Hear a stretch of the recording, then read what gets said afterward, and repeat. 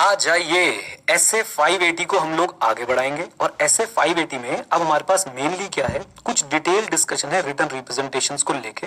लगभग 3-4 return representations को लेके आईसीए ने डिटेल डिस्कशन करने को बोला है। सबसे पहला डिटेल डिस्कशन होगा written representations from management with respect to their responsibility. Right, तो मैनेजमेंट से जो आपने रिटर्न रिप्रेजेंटेशंस ली हैं with respect to their responsibility, उस पर डिटेल डिस्कशन जो है वो होने वाला है।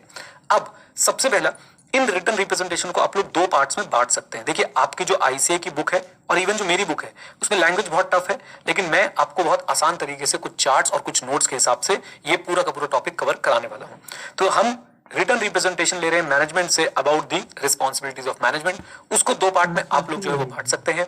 पहला, आप लोग उनसे ले रहे हैं रिटर्न रिप्रेजेंटेशन पीपीएफएस को लेके, और दूसरा आप लोग उनसे ले रहे हैं इंफॉर्मेशन किसको लेके, रिटर्न रिप्रेजेंटेशन ले रहे हैं किसको लेके, information and completeness of transactions. Information and completeness of transaction, completeness of transaction. Okay, ये डिटेल में गए हैं आईसीए वाले, तो भाई हम भी थोड़ा सा डिटेल में जा रहे हैं कि पूछ ले तो हमें पता हो।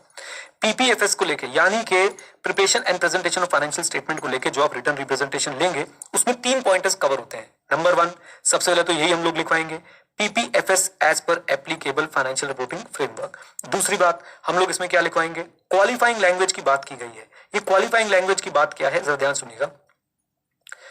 क्वालिफाइंग लैंग्वेज आप आसानी के लिए इसको मान सकते हैं कि कंडीशनल लैंग्वेज की बात है। सर, ये कंडीशन क्या होता है, इधर देखो जरा ध्यान से। मतलब मैनेजमेंट हो सकता है आप लोगों को जो रिटर्न रिप्रेजेंटेशन दे उसमें ये लिख दे कि भाई these written representations are made to the best of our knowledge and belief, यानी कि मैनेजमेंट कह रही थी जितना हमें पता था उसके हिसाब से हमें रिटर्न रिप्रेजेंटेशन दे रहे हैं। अब इसमें सवाल ये क्या ऑडिटर को ऐसी क्वालिफाइंग लैंग्वेज वाली रिटर्न रिप्रेजेंटेशन एक्सेप्ट कर लेनी चाहिए? हाँ, एक्सेप्ट कर लेनी चाहिए, no problem at all. Okay जी, बहुत बढ़िया। अभी और चर्चा करेंगे, इसमें पहले एक स्ट्रक्चर बना लूंगा। और तीसरी जो बात आएगी, तीसरी जो बात आती है वो किस चीज को लेके आती है, वो इस चीज को लेके आ सकती है कि देखो जी, ऑडिटर जो है वो ये भी पूछ सकता है मैनेजमेंट से कि मैनेजमेंट ये रिटर्न रिप्रेजेंटेशन देते समय आपने एप्रोप्रिएट इंक्वायरीज एप्रोप्रिएट पर्सन से करी थी या नहीं करी थी, आपने इन्फॉर्म्ड रिटर्न रिप्रेजेंटेशन हमें दी है या नहीं दी है। तीसरी वाली बात मैं आपको भी और डिटेल में समझा दूं। अभी के लिए आप इसको ऐसे लिख सकते हैं कि भाई auditor can ask management, auditor management से बात कर सकता है, पूछ सकता है in written representation, can ask management to confirm. Management को वो बोल सकता है कि मुझे कंफर्म करो WR में, क्या कंफर्म करो कि भाई आपने एप्रोप्रिएट इंक्वायरीज करी थी और आपका डिसीजन जो है वो एक इन्फॉर्म्ड डिसीजन है, यानी आपने नेग्लिजेंटली जो है वो काम नहीं किया, आपने जो है बस ऐसी उठा के मुझे कोई रिटर्न रिप्रेजेंटेशन नहीं दे दी है। एप्रोप्रिएट इंक्वायरीज की गई थी और इन्फॉर्म्ड डिसीजन है, इन्फॉर्म्ड डिसीजन है, इन्फॉर्म्ड WR है, इन्फॉर्म्ड WR है। आपने एप्रोप्रिएट इंक्वायरी मतलब वो व्यक्ति जिसको नॉलेज थी, वो व्यक्ति जिससे आपने काम करवाया था, आपने उससे डिस्कशन किया था, उसी के बाद आप मुझे जो है वो रिटर्न रिप्रेजेंटेशन दे रहे हैं, ये भी कंफर्म करके दे दीजिए। राइट, तो ये हो गई बच्चों हमारी फर्स्ट रिटर्न रिप्रेजेंटेशन। देखिए, बहुत टफ लैंग्वेज है इसकी, अगर आप बुक में पढ़ने जाएंगे मैं बहुत आसान बनाने की कोशिश कर रहा हूं। हम लोग 3-4 स्पेसिफिक रिटर्न रिप्रेजेंटेशन पढ़ रहे हैं। पहली return representation about the management responsibility of preparation and presentation of financial statement, या आई शुड से पहली written representation is about the management responsibility. उसको दो पार्ट में बांट दीजिए, preparation and presentation of financial statement and information and completeness of transaction. PPFS में ये 3 बातें अगर आपको याद हो जाती है काम हो जाएगा। आपने मैनेजमेंट से क्या लेना है, written representation that you have fulfilled your responsibility of preparation and presentation of financial statement in accordance with the applicable financial reporting framework. Can management use qualifying language? Answer is yes, management जो है qualifying language क्या होती है, to the best of my belief, to the best of our knowledge, क्या इस तरह की language जो है मैनेजमेंट यूज कर सकती है? बिल्कुल यूज कर सकती है, no problem at all. Right, auditor उसको एक्सेप्ट कर सकता है, बिल्कुल एक्सेप्ट कर सकता है। बस याद रखिए सही व्यक्ति से जो है आपकी रिटर्न रिप्रेजेंटेशन आनी चाहिए। Auditor must be satisfied that representation are being made by those जिनके पास क्या है, एप्रोप्रिएट रिस्पॉन्सिबिलिटी है और नॉलेज है। ऑडिटर रिटर्न रिप्रेजेंटेशन मैनेजमेंट को यह भी कंफर्म करने को बोल सकता है कि एप्रोप्रिएट इंक्वायरीज ली गई थी for informed decision making.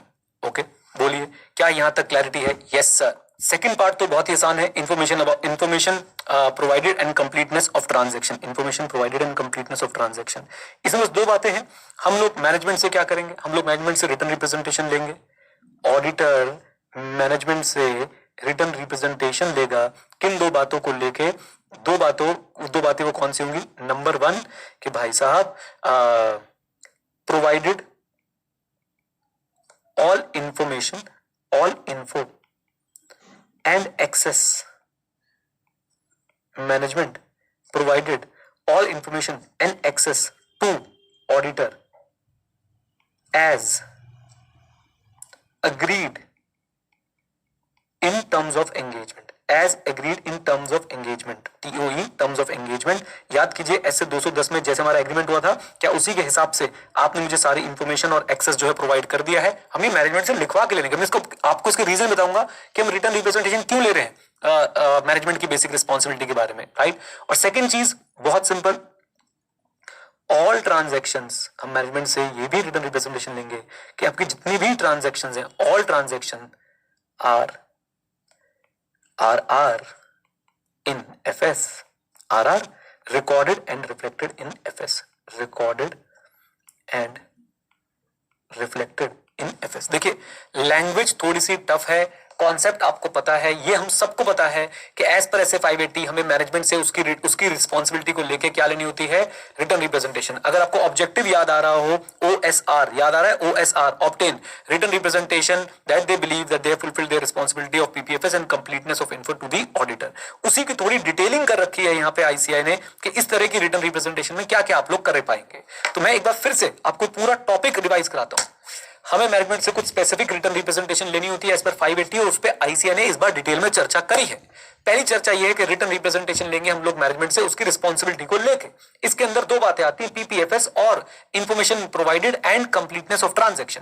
PPFS की अगर मैं बात करूं तो उसमें सबसे पहले हम लोग लिखवाएंगे कि मैनेजमेंट ने प्रिपेयर किया है, प्रेजेंट किया है फाइनेंशियल स्टेटमेंट को as per applicable financial reporting framework. Management qualifying language में आपको रिटर्न रिप्रेजेंटेशन देना चाहती है, यानी वो अपनी लैंग्वेज में ये यूज करना चाहती है that to the best of our knowledge, to the best of our belief we are providing this written representation. कर ले, कोई बात नहीं है, एक्सेप्टेबल है, राइट। लेकिन याद रखिए बच्चों, एक्सेप्टेबल तभी है ना जब भाई साहब उसने प्रॉपर रिटर्न रिप्रेजेंटेशन मेहनत के बाद दी हो। तो उसके लिए हम लोग क्या कहते हैं, ऑडिटर रिटर्न रिप्रेजेंटेशन में मैनेजमेंट को यह भी कंफर्म करने के लिए बोल सकता है कि आपने एप्रोप्रिएट इंक्वायरी करी थी, so that you have provided me the informed written representation, बल्कि डिसीजन की जगह पे यहाँ पे इन्फॉर्म्ड WR ही कर दो, informed WR। Okay, then second thing, information provided and completeness of transaction को लेके। तो यहाँ पे क्या है, ऑडिटर मैनेजमेंट से रिटर्न रिप्रेजेंटेशन लेगा, किस बात के लिए, दैट मैनेजमेंट ने सारा इंफो और एक्सेस जो है प्रोवाइड कर दिया था ऑडिटर को as agreed in terms of engagement and all transactions are recorded and reflected in the financial statement. अब इसी के ऊपर बच्चों क्वेश्चन बना दिया इस बार ICAI ने। ऐसे 580 में पहले सब चीजें नहीं होती थी, अब आ गई है। और वो पता क्वेश्चन क्या बना दिया, why written representation about management responsibilities necessary. सीधा क्वेश्चन बनता है, सीधा क्वेश्चन। आप सोच लीजिए आपके एग्जाम में कैसे आएगा, वाई WR अबाउट मैनेजमेंट, और ये फाइनल में भी नहीं है भाई, रिस्पॉन्सिबिलिटी इज नेसेसरी। क्यों नेसेसरी है भाई, WR अबाउट मैनेजमेंट रिस्पॉन्सिबिलिटी क्यों नेसेसरी है? अब मैं आपको इसका आंसर अगेन थोड़ी आसान लैंग्वेज में लिखवाने की कोशिश करूंगा और आप लोग जो है इसको याद करके जाएंगे, क्योंकि मुझे ये लगता है एक स्टार क्वेश्चन बच्चों जिसे बहुत सारी जनता जो है वो छोड़ के चली जाएगी, लेकिन हम करके इसको जाने वाले हैं। और इसका आंसर बच्चों बहुत ही सिंपल वर्ड्स में मैं आपको यहाँ पे लिखवाऊंगा। सबसे पहले तो आप इस आंसर की शुरुआत करेंगे इस वर्ड के साथ, ऑडिट एविडेंस। तो return representation about the management responsibility क्या बन जाती है, ऑडिट एविडेंस बन जाती है। किस बात का ऑडिट एविडेंस बन जाती है, मैनेजमेंट के रोल को लेके, मैनेजमेंट की रोल एंड रिस्पॉन्सिबिलिटी को लेके। एक बार मैनेजमेंट ने लिख के दे दिया, यानी अब वो इसे एक्सेप्ट कर रहे हैं। आप बोलोगे सर वो तो टर्म्स ऑफ एंगेजमेंट भी लिख के दे दिया था। हाँ बेटा, टर्म्स ऑफ एंगेजमेंट आपके ऑडिट एविडेंस में नहीं आएंगे ना। अब ये जो मैनेजमेंट से हम लोग लिखवा रहे हैं ये आपका ऑडिट एविडेंस का पार्ट बन जाएगा। क्या रिटर्न रिप्रेजेंटेशन ऑडिट एविडेंस होती है? आंसर इज यस, बिल्कुल होती है। Sufficient and appropriate audit evidence नहीं होती ना, लेकिन corroborative, supportive to support other audit evidence तो यूज की जा सकती है। तो इसलिए हम लोग यहां से एक ऑडिट एविडेंस ले लेते हैं। किसका audit evidence? Management role and responsibility with respect to फिर वही दो बातें, PPFS and providing information and completeness of transaction, completeness of transaction, बल्कि प्रोवाइडिंग इंफॉर्मेशन के साथ ही लिख देता हूं क्योंकि हम इसी पैटर्न में दोनों को पढ़ रहे हैं, एंड कंप्लीटनेस ऑफ ट्रांजैक्शन। अब इसके आगे पीछे कुछ भी बोलते रहो, मेन रीजन तो यही है कि भाई ये ऑडिट एविडेंस होती है। रिटर्न रिप्रेजेंटेशन ये वाली क्या बन जाती है, ऑडिट एविडेंस बन जाती है। मैनेजमेंट की रोल एंड रिस्पॉन्सिबिलिटी के लिए ऑडिट एविडेंस हमें मिल जाता है कि मैनेजमेंट अब खुद ही आगे आके बोल चुकी है कि भाई मैंने ही प्रिपरेशन प्रेजेंटेशन करी है और मैंने ही इंफॉर्मेशन जो है वो सारी प्रोवाइड करने की बात करी थी टर्म्स ऑफ एंगेजमेंट में, वो मैंने प्रोवाइड भी कर दी है और आपकी जितनी भी ट्रांजेक्शन है वो प्रॉपरली रिकॉर्डेड और रिफ्लेक्टेड है फाइनेंशियल स्टेटमेंट के अंदर। और दूसरा रीजन आप सुनेंगे आपको हंसी आएगी, वो क्या है भाई, दूसरा रीजन ये है इन रिटर्न रिप्रेजेंटेशन का कि रिकन्फर्म करवा लेते हैं हम लोग। रिकन्फर्म क्या रिकन्फर्म करवा लेते हैं, मैनेजमेंट इन रिटर्न रिप्रेजेंटेशन से ये जो हमने पीपीएफएस को लेके और साथ में हमने जो कंप्लीटनेस ऑफ ट्रांजैक्शन को लेके, प्रोविजन ऑफ इंफॉर्मेशन को लेके जो रिटर्न रिप्रेजेंटेशन ली है, इससे रिकन्फर्म हो जाती है मैनेजमेंट की रिस्पॉन्सिबिलिटीज। बल्कि मैं इसको थोड़ा लैंग्वेज बना के लिखूं तो मैनेजमेंट की एक्नॉलेजमेंट, एक्नॉलेजमेंट बच्चों, एक्नॉलेजमेंट, मैनेजमेंट की क्या, एक्नॉलेजमेंट। किस बात की एक्नॉलेजमेंट, अभी बताते हैं। Acknowledgement and understanding of it's responsibilities. बस पहले हम लोग एक्नॉलेजमेंट ले चुके थे, पहले हमने बच्चों मैनेजमेंट से क्या ले चुके थे, पहले हम लोग मैनेजमेंट से टर्म्स ऑफ एंगेजमेंट में लिखवा चुके थे that you acknowledge and understand your responsibility. और अब रिटर्न रिप्रेजेंटेशन से वो एक्नॉलेजमेंट जो है वो क्या हो जाती है, रिकन्फर्म हो जाती है। रिटर्न रिप्रेजेंटेशन से वो एक्नॉलेजमेंट जो है वो क्या हो जाती है, रिकन्फर्म हो जाती है। बस इतना लिख के आइएगा, बुक में पढ़ेंगे हालत खराब होगी, इसलिए आसान आसान करके लिखवा रहा हूं, यहां से रिवीजन भी करा दूंगा। Why written representation about management responsibilities necessary, it is audit evidence के भाई मैनेजमेंट के रोल और responsibility with respect to PPFS and provision of information and completeness of transaction को लेके ऑडिट एविडेंस है। दूसरा, it helps in reconfirming, what reconfirming, management's acknowledgement and understanding of its responsibilities, right. तो reconfirm करते हैं, audit evidence मिल जाता है। अब इसके अंदर बनता है एक और क्वेश्चन, ये कौन से केसेस में ज्यादा इंपॉर्टेंट हो जाती है, यानी कि वैसे in general return representation about management responsibility is important, but कौन से केसेस में ये बहुत ज्यादा इंपॉर्टेंट बन जाती है, ये भी बच्चों अपने आप में एक क्वेश्चन बन जाता है और इसी आंसर का पार्ट जो है वो कहलाएगा। लीजिए लिखते हैं जरा इसको, these WR become more important particularly, वैसे हमेशा ही लेनी है लेकिन इन केसेस में इसकी इंपॉर्टेंस और ज्यादा बढ़ जाती है, पर्टिकुलरली व्हेन, और बहुत आसान केसेस है बच्चों। नंबर 1 मैं हेडिंग डलवाऊंगा इसकी, चेंज इन मैनेजमेंट। मैनेजमेंट का बीच में चेंज हुआ है, जिन्होंने आपके terms of audit engagement sign करे थे अब उनके पास वो रिस्पॉन्सिबिलिटीज नहीं है, किसी और के पास है। अच्छा जी, दूसरा, terms of engagement were prepared in a previous year, पहले के टर्म्स ऑफ एंगेजमेंट चलते हुए आ रहे हैं। अच्छा जी, तीसरा, इंडिकेशन दैट, किस बात की indication, that management misunderstand, management misunderstand their responsibilities, okay, and change in circumstances, basically other reason, change in circumstances। ये 4 केसेस ऐसे हैं, ये 4 केसेस बच्चों ऐसे हैं जहां पे इन रिटर्न रिप्रेजेंटेशन की इंपॉर्टेंस और बढ़ जाती है।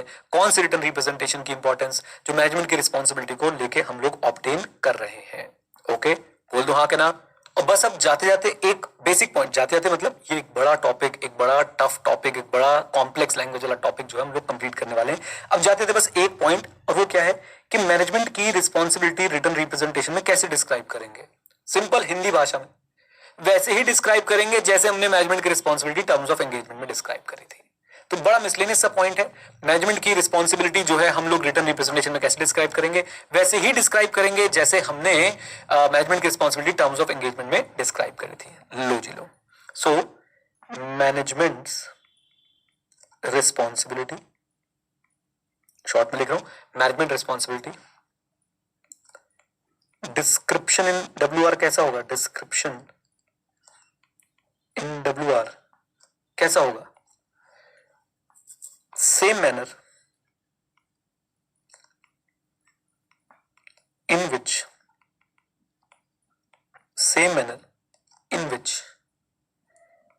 these responsibilities were described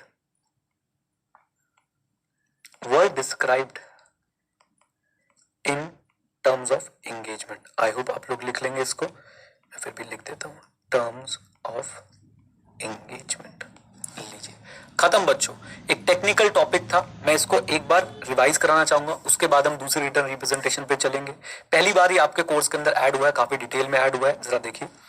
ऐसे 580 डील करता है रिटर्न रिप्रेजेंटेशन से। ऐसे 580 का ऑब्जेक्टिव है OSR, जिसमें से होता है ऑब्टेन बच्चों में क्या बताया गया था कि आपने क्या करना है, ऑब्टेन करनी है रिटर्न रिप्रेजेंटेशन मैनेजमेंट TCWG से, that they believe that they have fulfilled their responsibility for PPFS and completeness of information to the auditor. अच्छा, अब इसी को लेके थोड़ा और डिटेल में गए कि बताओ जी बताओ, इस वाली रिटर्न रिप्रेजेंटेशन की डिटेल बताओ। तो यहां पे आपको बोला गया कि आप PPFS के लिए आप क्या करोगे, रिटर्न रिप्रेजेंटेशन लोगे मैनेजमेंट से उनकी रिस्पांसिबिलिटीज को लेके। उसमें दो पार्ट कवर करोगे, that management has prepared and presented the financial statement as per applicable financial reporting framework, and क्या मैनेजमेंट क्वालिफाइंग यानी कंडीशनल लैंग्वेज यूज कर सकती है अपने रिटर्न रिप्रेजेंटेशन के अंदर। Answer is yes. ऑडिटर कहेगा कि ठीक है, एक्सेप्टेबल है, लेकिन आपकी written representation informed written representation होनी चाहिए, और इसके लिए ऑडिटर मैनेजमेंट को बोल सकता है कि कंफर्म करो रिटर्न रिप्रेजेंटेशन में कि आपने एप्रोप्रिएट इंक्वायरी करी थी, एप्रोप्रिएट पर्सन से, राइट। और एक्सेप्टेबल भी बच्चों तभी होगा ना, एक्सेप्टेबल भी तभी होगा जब रिस्पॉन्सिबल और एप्रोप्रिएट लोग क्या दे रहे हैं, रिटर्न रिप्रेजेंटेशन दे रहे हैं। जब रिस्पॉन्सिबल लोग, एप्रोप्रिएट लोग with appropriate knowledge, with proper authority written representation दे रहे हैं। आ जाइए। Then second रिटर्न रिप्रेजेंटेशन थी information provided and completion of transaction. तो ऑडिटर मैनेजमेंट से रिटर्न रिप्रेजेंटेशन लेगा कि मैनेजमेंट रिटर्न रिप्रेजेंटेशन दो कि आपने मुझे सारी इंफॉर्मेशन दे दी है, वो सारे एक्सेस दे दिए हैं as you agreed in the terms of engagement, and साथ में all transactions are recorded and reflected in the financial statement. अच्छा, now why it is necessary to obtain written representation about management responsibility. तो number 1 ये audit evidence है that management जो है responsible है किसके लिए, preparation and presentation of financial statement के लिए, providing the auditor with all the information and the access as agreed in terms of engagement, and reflection of all the transaction in the financial statements. Okay, तो management की responsibility को लेकर audit evidence, और साथ में इन्हीं written representation की मदद से हम रिकंफर्म कर लेते हैं कि मैनेजमेंट क्या कर रही है, acknowledge and understand, management acknowledge और अंडरस्टैंड, रिकंफर्म कर रहे हैं that whether management acknowledge and understand it's responsibility. Now ये इस तरह की रिकंफर्मेशन या इस तरह का ऑडिट एविडेंस कौन से केसेस में ज्यादा जरूरी बन जाता है, जब मैनेजमेंट में चेंज हुआ, जिन्होंने टर्म्स ऑफ एंगेजमेंट साइन करे थे वो अलग हैं, और करंटली जो लोग रिस्पॉन्सिबल हैं कंपनी के मैनेजमेंट के लिए वो अलग हैं।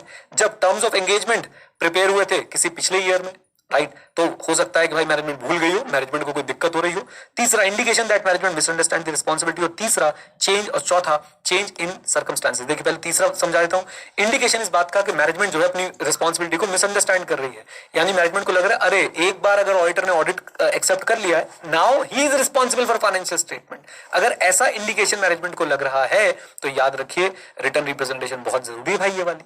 एंड चेंज इन सर्कमस्टेंसेस, आप ऐसा बोल सकते हो कि अब भाई जो है मैनेजमेंट के ऊपर या इस कंपनी के ऊपर रिपोर्टिंग रिक्वायरमेंट्स कुछ और लग गई हैं, पहले कुछ और थी, अब रिपोर्टिंग रिक्वायरमेंट्स कुछ और लग गई हैं, राइट। जैसे कि अभी पहले लिस्टेड कंपनी थी, अभी लिस्टेड कंपनी बन गई है। आ जाइए, मैनेजमेंट की responsibility for description in WR। तो देखिए जरा मैनेजमेंट की रिस्पॉन्सिबिलिटी को आप लोग कैसे डिस्क्राइब करने वाले हो WR में, same manner in which they were described in the terms of engagement. Okay, ये हमारा पहला पार्ट जो है वो कवर होता है। अब हम लोग चर्चा करेंगे किस पे, देखिए हमारे पास अब ICAI के स्टडी मैट के हिसाब से क्या क्या बच गया है। मैं आपको एक बार ICAI का स्टडी मैट भी दिखा दूं। ये देखो, ये ICAI का स्टडी मैट है, थोड़ा जूम इन कर देता हूं मैं। ये देखो ICAI के स्टडी मैट में बच्चों हम लोगों ने यहां से पढ़ना शुरू किया कि भाई एक तो return representation about management responsibility, मेरी बुक में भी बात लिखी हुई है। बहुत लंबा, बहुत कुछ चीजें थी, हमने इसको बहुत शॉर्ट में कवर करा, बहुत सिंपल लैंग्वेज में आपको समझाया। Why written representation about management responsibility, audit evidence होता है, रिकन्फर्मेशन होती है, कौन से केसेस में पर्टिकुलरली ज्यादा अप्रोप्रिएट होता है, वो 4 रीजन मैंने आपको बता दिए। डिस्क्रिप्शन कैसे करना है वो भी मैंने आपको बता दिया। अब जरा स्ट्रक्चर देख लीजिए, क्या क्या हमारे पास बचा है। हमारे पास बचा है अदर रिटर्न रिप्रेजेंटेशन, हम लोग इसको कवर करेंगे, राइट। और साथ साथ में हम लोग बात करेंगे additional written representation about information provided to the auditor, and हमारे पास एक रिटर्न रिप्रेजेंटेशन आएगी अबाउट स्पेसिफिक असर्शन। तो other, information provided to the auditor, specific assertion, and फिर डेट पीरियड वगैरह हमने जो है, डेट हो गया, फॉर्म हो गया, ये सारी चीजें हमने कवर कर ली है, right. Doubt related to the liability of written representation already covered, requested written representation not provided already covered, disclaimer of opinion कब देते हैं, already covered। ठीक है जी, चलिए आ जाइए। तो अब इन छोटे छोटे प्यारे प्यारे रिप्रेजेंटेशंस को हम लोग कवर करते हैं और फिर इस ऐसे को भी हम लोग क्लोज करते हैं रिवीजन के साथ। ठीक है, चलो मेरे साथ आ जाओ जल्दी से जल्दी से जल्दी से। नेक्स्ट रिटर्न रिप्रेजेंटेशन की जो हम बात करने वाले हैं वो है रिटर्न रिप्रेजेंटेशन, आ जाओ भाई आ जाओ, written representation about deficiencies in IC, बस, राइट। और इसके अंदर तो कोई कंटेंट है ही नहीं, बहुत ही सिंपल है, बहुत ही ज्यादा सिंपल है, 1% भी आपको इसका स्ट्रेस लेने की जरूरत नहीं है। इसको भी मैं इजी और प्लेन लैंग्वेज में आपको लिखवा देता हूं। तो लीजिए, ऑडिटर मैनेजमेंट से क्या बोलेगा कि मैनेजमेंट, मुझे आपने सारी इंफॉर्मेशन दे दी है, इसकी तो रिटर्न रिप्रेजेंटेशन आपने दे दी, मुझे इन एडिशन टू दैट एक रिटर्न रिप्रेजेंटेशन चाहिए, एक रिटर्न रिप्रेजेंटेशन चाहिए दैट मैनेजमेंट हैज कम्युनिकेटेड, कि मैनेजमेंट ने कम्युनिकेट कर दिया है। क्या कम्युनिकेट कर दिया है, वैसे ऐसे 265 के साथ हम लोग पढ़ चुके हैं, बट कोई बात नहीं, मैनेजमेंट से हम लोग एक रिटर्न रिप्रेजेंटेशन ले लेंगे that management has communicated to auditor, management has communicated to auditor what,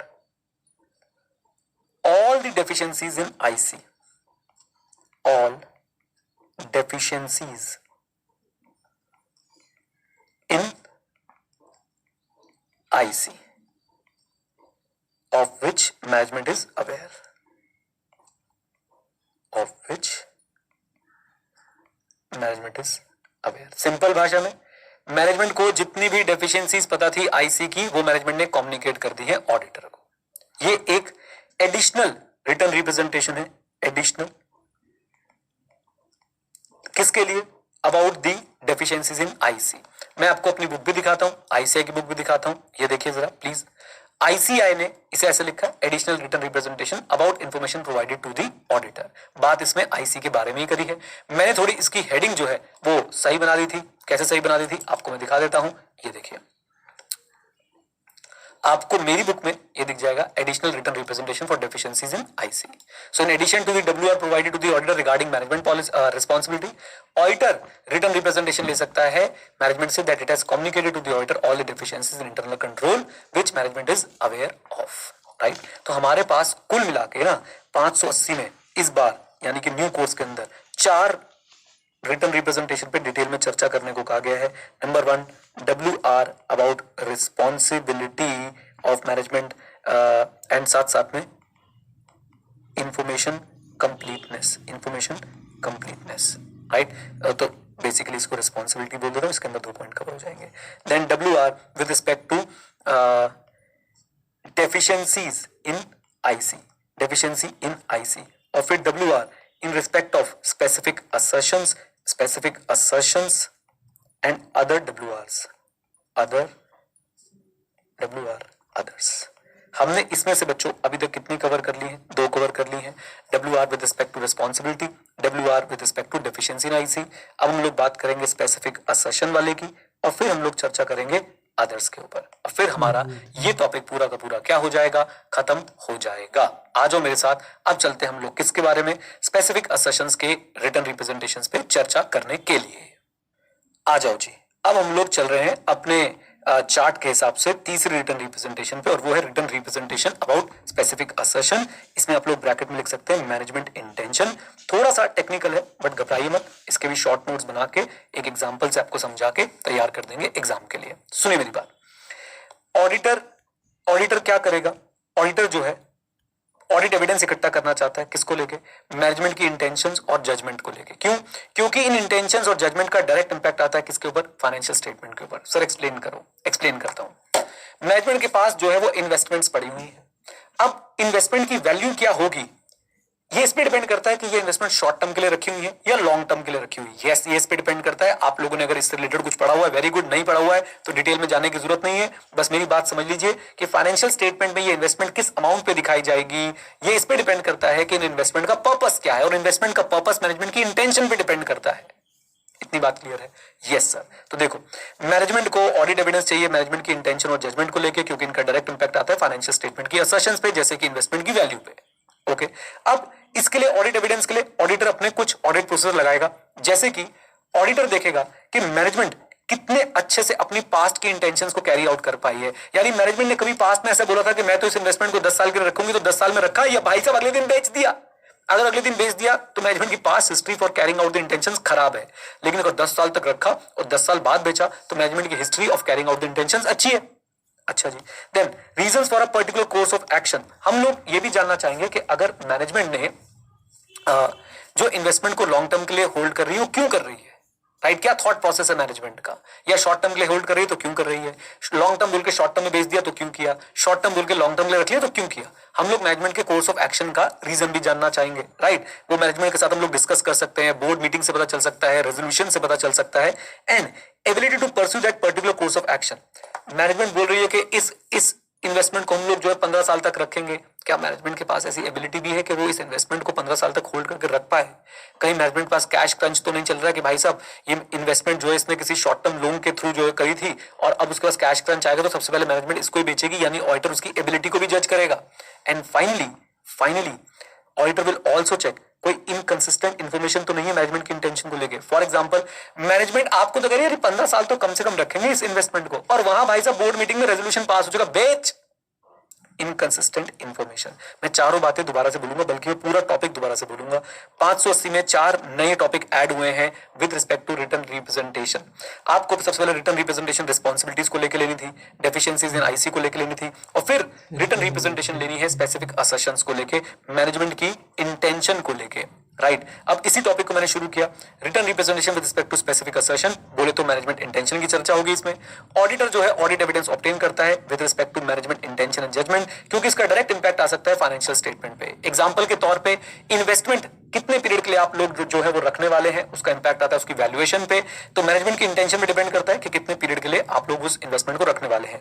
इस मैनेजमेंट की इंटेंशन और जजमेंट के लिए ऑडिटर ऑडिट एविडेंस भी ऑब्टेन करेगा, इन सारे मेथड से ऑडिट एविडेंस ऑब्टेन करेगा। लेकिन बच्चों याद रखिएगा, in addition to these audit evidence, auditor एक रिटर्न रिप्रेजेंटेशन भी ले लेगा मैनेजमेंट से to support the audit evidence, right? तो यहां पे जो रिटर्न रिप्रेजेंटेशन की बात की जा रही है ना, वो यही की जा रही है कि मैनेजमेंट की इंटेंशन को लेके, मैनेजमेंट की जजमेंट को लेके आप ऑडिट एविडेंस तो ऑब्टेन कर लोगे, लेकिन आपको जरूरी है कि आप उस ऑडिट एविडेंस को सपोर्ट करें किससे? मैनेजमेंट के रिटर्न रिप्रेजेंटेशन से। अच्छा, ये 4 बातें ये भी आपसे पूछी जा सकती हैं कि कैसे आप मैनेजमेंट की इंटेंशन और जजमेंट को लेके ऑडिट एविडेंस ऑब्टेन करोगे। नंबर 1, आप पास्ट हिस्ट्री चेक करोगे कि मैनेजमेंट कितने अच्छे से अपनी इंटेंशंस को पास्ट में कैरी आउट कर पाई। नंबर 2, आप रीजंस देखोगे पर्टिकुलर कोर्स ऑफ एक्शन का रीजन क्या है। नंबर 3, आप एबिलिटी चेक करोगे to pursue that particular course of action. And then last में the existence of inconsistent information with respect to management intention, कि भाई एक तरफ आप कह रहे हो 15 साल और दूसरी तरफ बोर्ड मीटिंग में रेजोल्यूशन पास कर दिया इसको बेचने का, तो ये इनकंसिस्टेंट इंफॉर्मेशन है। अब इनके एडिशन में हम लोग क्या ऑब्टेन कर लेंगे? Written representation from management to support audit evidence with respect to management intention and judgement. Book में कहां है ये टॉपिक? ये रहा, written representation about specific assertion. Same बात लिखिए जो मैंने आपको पढ़ाई है, और ये रहे बच्चों वो तरीके जिससे आप ऑडिट एविडेंस ऑब्टेन करेंगे। ये रहा वो एग्जांपल जो मैं डिस्कस कर रहा था। ऑडिटर को ये देखना है कि भाई मैनेजमेंट की intention, auditor needs to understand management's intention to accurately value investment. When it comes to investment, value उनकी भाई साहब डायरेक्टली इंपैक्ट होती है इंटेंशन से regarding the holding period. Okay, plans to sell it or use it for some business operation.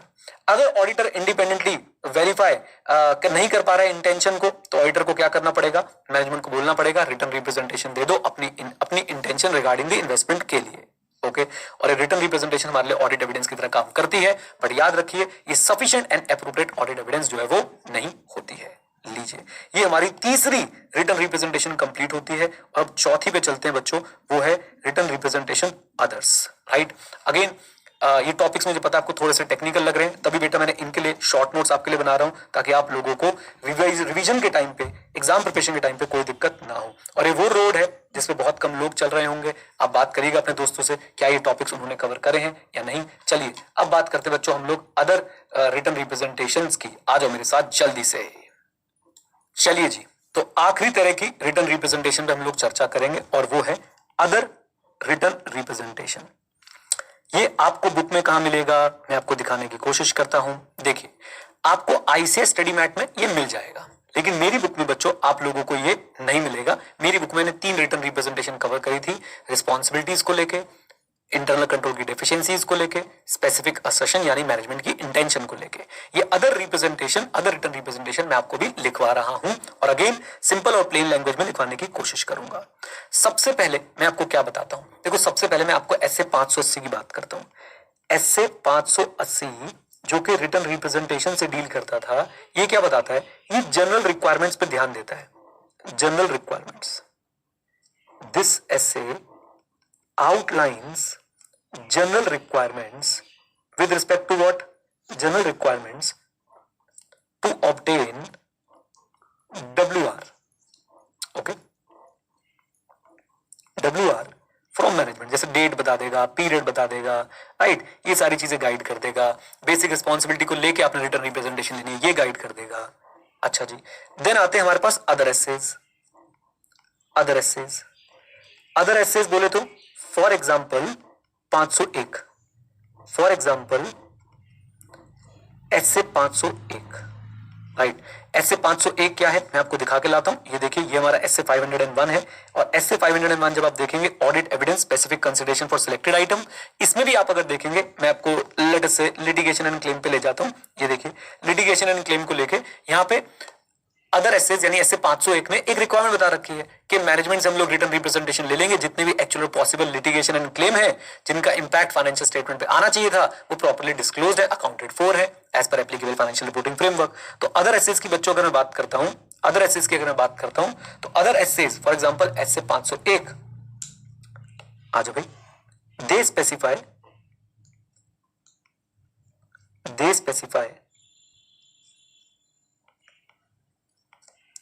WR with respect to specific audit areas,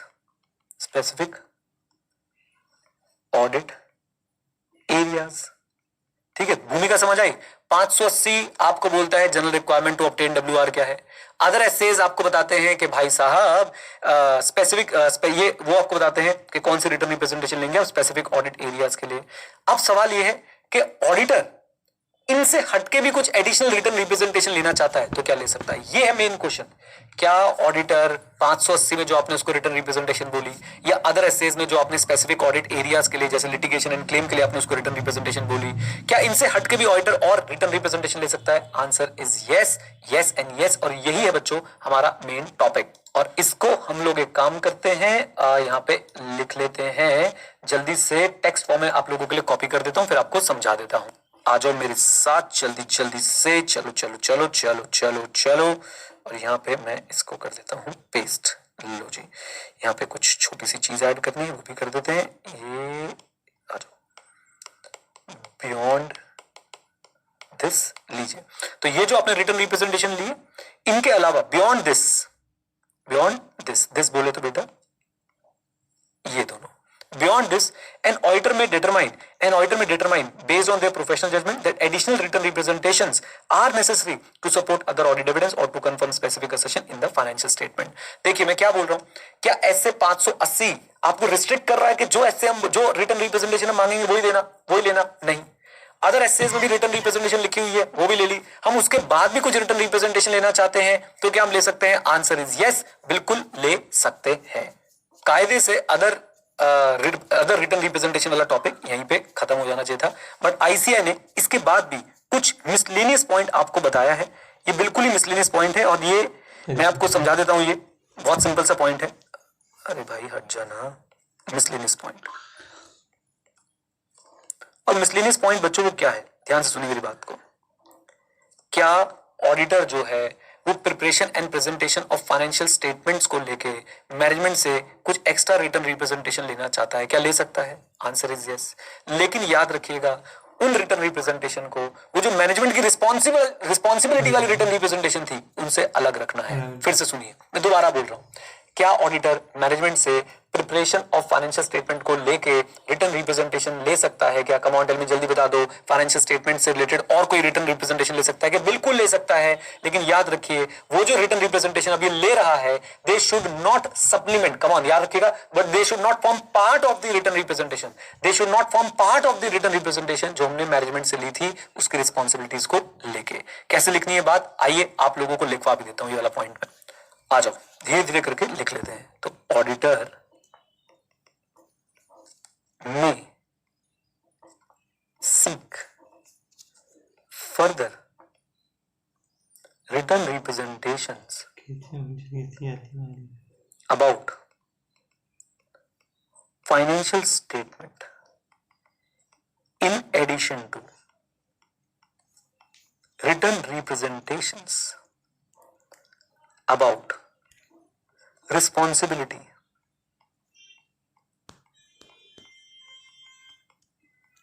of management. Okay. These written representations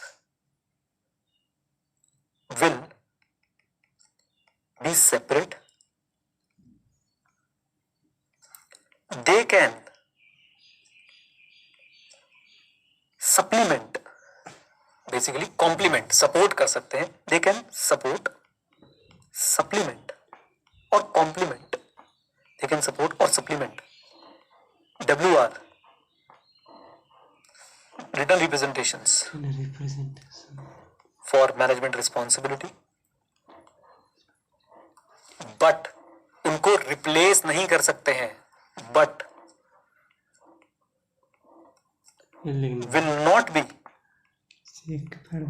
a part of WR for management responsibility. उनको supplement कर लेंगे लेकिन उनका part नहीं बनेंगे, उनको replace नहीं करेंगे किसी भी हाल में। राइट, ये बड़ा मिसलेनियस सा पॉइंट है कि ऑडिटर जो है वो written representation about financial statement ले सकता है in addition to written representation about responsibility of management. Yes, but ये रिटर्न रिप्रेजेंटेशन सेपरेट रहेंगी, ये सपोर्ट या सप्लीमेंट नहीं करेंगे written representation for management. Sorry, ये सपोर्ट और सप्लीमेंट कर सकती है बट ये उसका पार्ट जो है वो कभी भी नहीं बनेंगी। राइट, अब इसके लिए कुछ एग्जाम्पल्स भी लगा देता हूं मैं आप लोगों के लिए। Examples of such WR, examples of such WR। क्या एग्जांपल्स होंगे ऐसे रिटर्न रिप्रेजेंटेशन के जो ऑडिटर ले रहा है फाइनेंशियल स्टेटमेंट के लिए बट रिस्पॉन्सिबिलिटी को वो रिप्लेस नहीं कर रहे हैं, रिस्पॉन्सिबिलिटी का पार्ट नहीं बन रहे हैं, उन्हें सपोर्ट करने के लिए यूज किए जा सकते हैं। राइट, जैसे कि सिलेक्शन ऑफ अकाउंटिंग पॉलिसी।